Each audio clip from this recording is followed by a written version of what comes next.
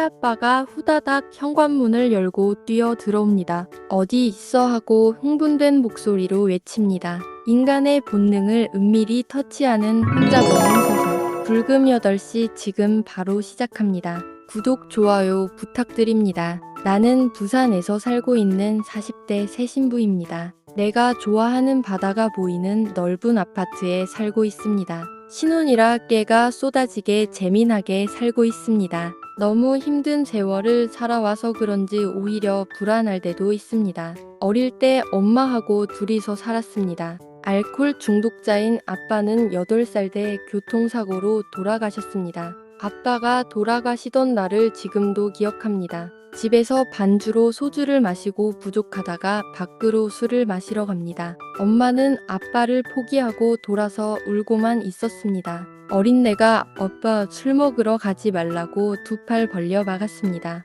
한 잔만 더 하고 10시까지 온다고 손가락 걸며 약속하고 나갔습니다. 그리고 영원히 돌아오지 않았습니다. 새벽까지 마시고 도로바닥에 누워 자다가 교통사고로 엄마는 혼자서 힘들게 저를 키우며 살았습니다. 엄마는 외삼촌이 운영하시는 식당에서 일을 했습니다. 우리 모녀는 서로를 의지하며 살았습니다. 엄마와 저는 마치 자매처럼 닮았대요.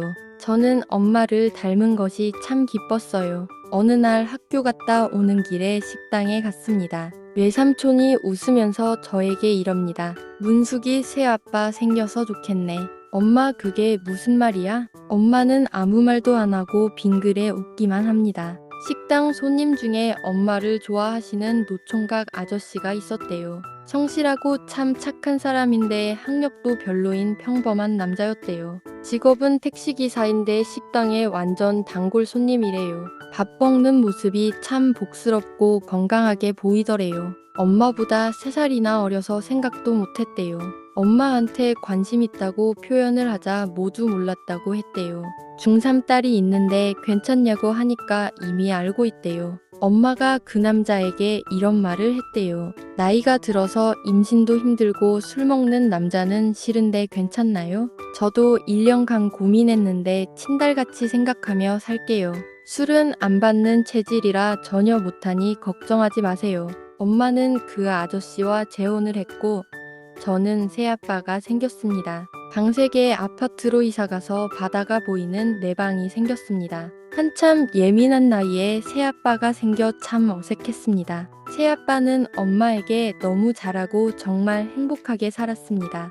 집이 안정되니 공부를 열심히 해서 인서울대학 영문과를 갔습니다. 새아빠와 엄마는 저의 대학 합격을 너무나 좋아했습니다. 대학 생활하면서 연애는 별로 잘 진행이 안 되었습니다. 몇 번 사귀는 남자가 있었지만 깊게 사귀지 못했습니다. 사실 제가 그렇게 예쁜 편은 아니거든요.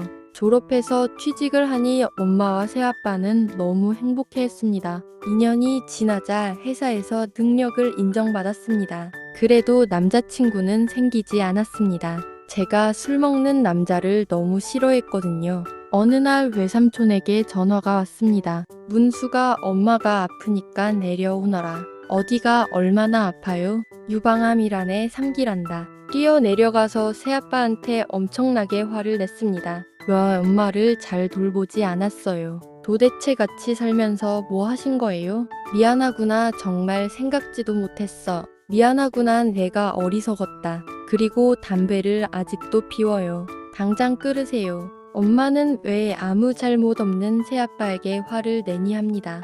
새아빠 손에 엄마를 맡길 수 없다고 생각했습니다. 회사를 그만두고 집에 내려왔습니다. 저는 회사에 부탁드려 휴직계를 내고 내려왔습니다. 서울로 가자고 했는데 엄마가 굳이 여기서 수술을 받겠대요. 새아빠와 둘이서 엄마를 병간호를 했습니다. 그때 처음으로 새아빠와 여러 가지로 직접 부딪혀 보았습니다. 새아빠는 참 고지식하고 답답한 사람이었습니다. 하지만 2가지 좋은 점이 있었습니다. 엄마하고 내 말을 잘 듣고 술을 안 먹는 것입니다. 담배는 내 말 듣고 바로 그날로 금연했습니다. 나이로 보면 저보다 19살이 많았습니다. 서울에서 대학 나오고 직장 생활한 제가 더 세상 살리를 잘했습니다. 새아빠와 저는 엄마에게 인연을 매달렸습니다. 새아빠는 택시 운전하랴 엄마 병간호하랴 참 고생 많이 했습니다. 하지만 우리는 결국 엄마를 살리지 못했습니다. 엄마가 떠나니 새아빠와 저는 다신 암남이 되었습니다. 부산역까지 따라온 새아빠에게 마지막 인사를 했습니다. 아저씨 그 긴 세월 동안 너무너무 감사했습니다. 결국 한 번도 아빠라 불러주지 못했습니다. 고마워서 아빠라 불러주고 싶었습니다. 하지만 얼굴만 보면 그 말이 안 나옵니다. 한 번도 살들하게 대해보지 못했습니다. 항상 무뚝뚝하게 내 요구만 했습니다. 한 번도 화내지 않았던 그 인성이 고마웠습니다. 부산역에서 느끼던 바다 냄새 너무 좋습니다. 그날 개찰구를 한참 지나가서 다시 돌아보니 아직도 서 있습니다. 그 불쌍한 바보 같은 아저씨. 평생을 우리 모녀에게 바치고 아무것도 남은 것이 없습니다. 서울로 와서 직장에 복직은 못하고 다시 취직했습니다. 고아가 된 기분이었습니다. 이를 악물고 열심히 직장에서 일을 했습니다. 그렇게 몇 년이 흘러가고 직장에서 안정이 되었습니다. 1년에 한 번씩 엄마기일에 부산에 가면 아저씨를 봅니다. 아저씨 이사를 가요. 이제 제사 지내지 마요. 앞으로 기일날 낮에 공원묘지에서 만나요. 아니다 그래도 내가 살아있는 동안은 제사를 지내고 싶다. 너그 엄마하고 살 때가 제일 행복했다. 1년에 한 번이지만 너도 이 집에 와서 어방에서 자야 되고 언젠가 너가 결혼해서 애기 데리고 올 수도 있고 바다가 보이는 내 방에서 잠잘 수 있는 그 행복은 너무 달콤했다. 피 한 방울 섞이지 않는 남남이지만 그 마음이 너무 고마웠다. 그의 부산역에서 헤어지면서 말했습니다. 담배는 지금도 피우지 않죠. 그럼 너가 피우지 말라고 했잖아. 알았어요. 건강관리 잘해서 더 이상 늙지 마세요. 내년에 올게요. 그래 항상 이대로 있을게. 그때 처음으로 결혼해서 애기 데리고 오고 싶었습니다. 나이도 30대가 넘어가자 불안해지기 시작했습니다. 결혼을 해보려고 만나고 있던 남자친구에게 말했습니다. 이 친구 모든 면에서 합격인데 단지 하나가 못마땅했습니다. 술을 좋아하고 포금을 하는 습관이 있었습니다. 자기가 술만 안 먹으면 결혼해도 좋아. 나는 절대로 술 먹는 남자하고는 결혼할 수 없어. 남자친구는 금주하겠다고 서약을 했습니다. 6개월 동안 금주하는 것을 보고 결단을 내렸습니다. 결혼식장 잡는 것이 쉽지 않아 1년 뒤에 하기로 했습니다. 우선 동거를 시작했습니다. 반년 정도 재미나게 살았는데 어느 날 술을 먹고 말았습니다. 제가 심하게 화를 내고 몰아세웠습니다. 그게 오히려 악영향이 되어 그때부터 술을 마시기 시작했습니다. 인생에서 가장 힘들었던 악몽이 시작되었습니다. 회사에서도 가장 바쁜 데라서 업무가 폭주했습니다. 회사에서 파김치가 되어오면 집에서 남편과 전쟁이 벌어집니다. 지금 생각해보면 너 그렇게 남편을 용서했더라면 좋았을 것인데 그때는 도저히 용서가 되지 않았습니다. 아빠를 어떻게 잃었는데 또 원수 같은 술에 인색을 지다니 잘못 선택한 내 자신을 정말 용서를 할 수가 없었습니다. 1년간의 피 터지는 전쟁이었습니다. 그의 엄마 기일에 부산도 못 갔습니다. 바다가 보이는 내 방에 나 닮은 딸과 같이 누워 자고 싶은데 그 호망을 실현할 수가 없었습니다. 1년이 지나자 남편이 스스로 못 살겠다고 집을 나가버렸습니다. 어느 날 가슴에 잡히는 것이 있어선 울란 마음에 병원에 갔습니다.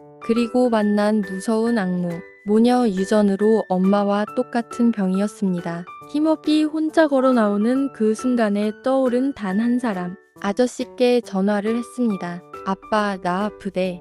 집에 가고 싶어. 처음으로 아빠라고 불렀습니다. 그래 바로 내려와. 내가 데리러 갈게. 아니야 내가 KTX 타고 갈게. 부산역으로 데리러 나와. 바로 그날 KTX 타고 내려갔습니다. 부산역에 내리니 그리운 바다 냄새가 났습니다. 출구에 기다리는 아저씨 택시를 타고 내 방으로 갔습니다. 밤새도록 푹 정말 편하게 잤습니다. 여기서 살면 건강해질 것 같았습니다. 서울짐을 정리하고 직장도 그만두고 내려왔습니다. 정말 그동안 좋은 직장에서 열심히 일했습니다. 명예퇴직금까지 두둑히 받고 그만두었습니다. 몇 년 동안 쌓인 과로와 남편과의 스트레스로 인해 생긴 것 같았습니다. 처음에는 많이 절망을 했습니다. 세상을 원망하고 내 부른을 원망했습니다. 아저씨가 병원을 서울로 가자고 우겼습니다. 엄마 때 여기서 치료한 게 마음에 걸린다고 서울로 왔습니다. 다행히 세월이 흘러서 그동안 의료기술이 많이 진보했습니다. 희망이 있을 것도 같았습니다. 아저씨가 정말 고생을 많이 했습니다. 서울그 천리길을 아저씨 택시로 많이 왔다 갔다 했습니다. 정말 고맙고 한없이 의지가 됐습니다. 수술 잘 받고 와서 바다가 보이는 내 방에서 편안하게 지냈습니다. 평생을 사용한 책상이 그 방에 있었습니다. 어릴 때 좋아했던 잭스키스 사진이 있습니다. 대학 입학 때 아저씨 택시로 학교 와서 엄마하고 찍은 사진도 있네요. 아무것도 안 하고 세월을 보내니 조금씩 일이 보이기 시작했습니다. 조금씩 집안일을 시작했습니다. 방 안에서 나와 바다가 보이는 거실에 앉아있기 시작했습니다. 처음으로 고등어 조림을 했는데 맛이 없었습니다. 맛있다고 먹어주는 아저씨가 고마웠습니다. 아저씨는 사회성이 결여된 참 무미건조한 사람이었습니다. 사람들도 잘 안 사귀고 친척도 거의 없었습니다. 젊었을 때 제일 친한 친구한테 크게 사기를 당하고 사람을 잘 안 믿는데요. 유일한 취미는 집에서 TV로 영화 보기입니다. 노는 날은 아침에 운동 갔다 와서 거의 집에서 TV를 봅니다. 부모 복은 없는데 좋은 유전자를 타고 태어나서 건강하대요. 그 나이에 머리도 하나도 안 빠지고 배도 안 나왔습니다. 내 말 듣고 운동 열심히 해서 나이보다 10년은 젊게 보입니다.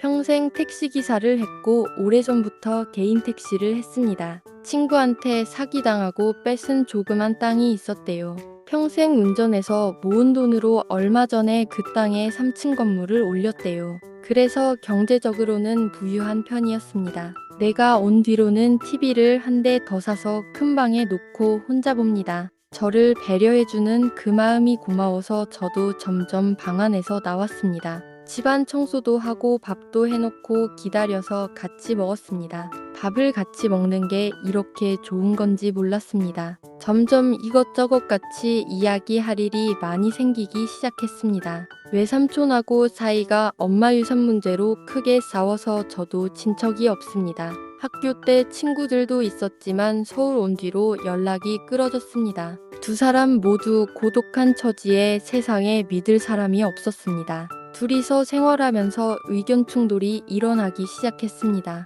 TV 채널 문제로 싸우기 시작합니다. 옛날에는 무조건 내 말에 따랐는데 반박을 하기 시작했습니다. 처음에는 내 말을 안 듣는 게 분해서 내 고집대로 했습니다. 하지만 점점 싸우는 게 재미가 있다는 것을 알았습니다.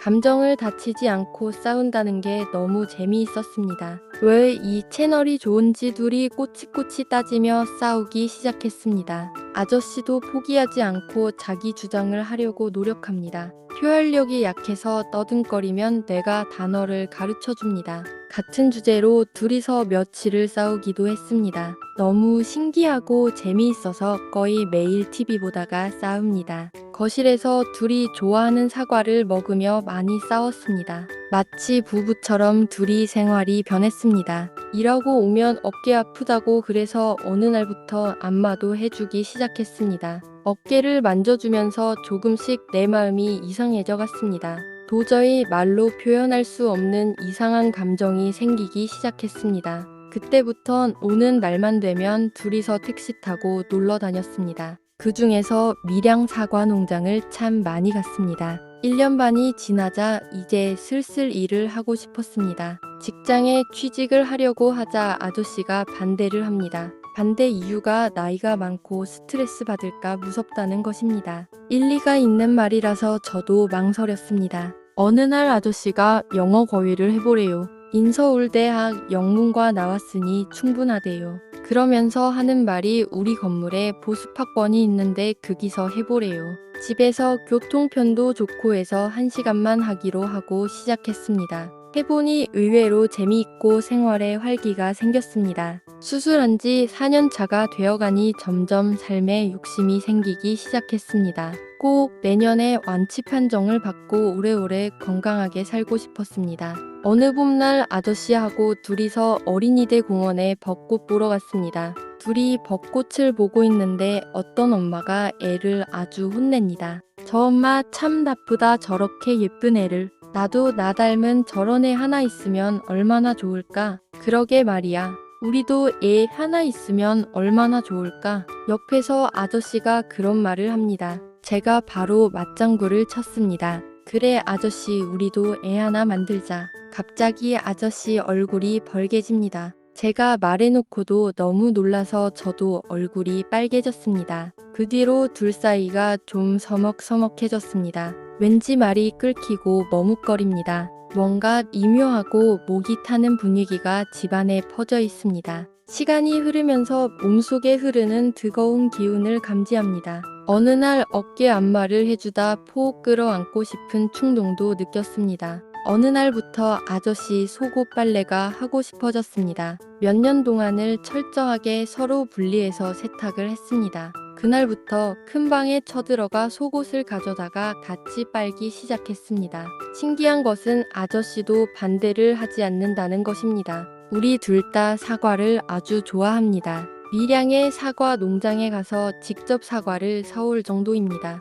그가 사과를 한 입 먹고 맛있다 했습니다. 어딘 아도 먹어보자 하면서 그 사과를 먹는 완전 부부입니다. 아래층에 이사온 이웃을 엘베에서 만났습니다. 안녕하세요, 사모님하고 어디 놀러 가세요? 네, 사과 농장에 갑니다. 아저씨 엉큼하다. 왜 사실대로 말하지 않아? 말하고 싶지 않아. 저도 사실 밝히고 싶지 않았습니다. 그날 사과 농장 가서 사과 따다가 넘어졌습니다. 옆에 있던 아저씨가 저를 보호 껴안습니다. 가슴 뛰는 게 느껴지고 바지에도 신호가 오는 게 보이고요. 오랜만에 느끼는 여자로서 본능에 짜릿했습니다. 몸 깊은 곳에서 뜨거운 강물이 흐르는데 스스로 놀랬습니다. 일촉즉발의 분위기가 두 남녀를 감싸고 흘렀습니다. 술 한 잔 못하는 둘이서 그저 서로를 쳐다보고 시간을 보냅니다. 결정적인 마지막 선을 못 넘고 있었습니다. 드디어 기다리고 기다리던 5년이 되었습니다. 완치 판정을 받았습니다. 다시 세상을 얻었습니다. 고생한 자신에게 선물을 주고 싶었습니다. 가자, 집에 가자. 아저씨하고 둘이서 꼭 내 닮은 딸을 놓자. 집에 가서 아저씨에게 전화를 했습니다. 어서 집에 와. 나 완치 판정 받았어. 1시간 뒤 현관문이 열리고 아저씨가 들어오는 소리가 들립니다. 그리고 거실에서 소리를 지릅니다. 어디 있어? 나 여기 안방 침대에 있어. 달려들어온 그에게 이렇게 말합니다. 고마워, 긴 세월 기다려주어서. 나 닮은 딸 하나 지금 당장 만들어줘.